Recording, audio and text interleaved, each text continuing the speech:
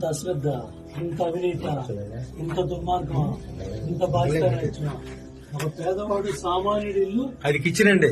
ఇది kitchen. Gas stove కూడా పడదు. చూడండి ఎలా ఎలా మీ పునాదులు ఎంత బలంగా ఉన్నాయో చూడు జగన్. నీ కొంప పునాదులు ఎలా ఉన్నాయి, పేదవాడి ఇల్లు పునాదులు ఎలా వేసావో చూడు. అడు చూడండి. అదే ఒక మంచి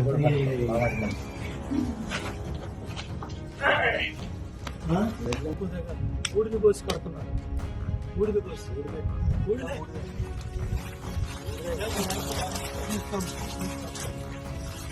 చేతులు నీళ్లు పడతాయి. మొదలు కన్స్ట్రక్షన్ అదేనండి. అదే మరి కాబట్టి పడి మనకి ఎవరితో ఏం మాట్లాడాలో నేను అదే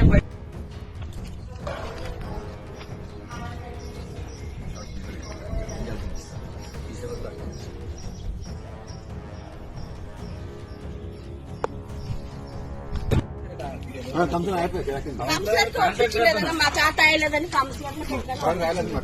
ఎంత అమౌంట్ చేస్తానా 1.30 ఇచ్చినామన్నా. మళ్ళీ ఆ ఇల్లు ఒకటి కట్టాడు, పెయింట్ వేరే కొట్టిండన్న.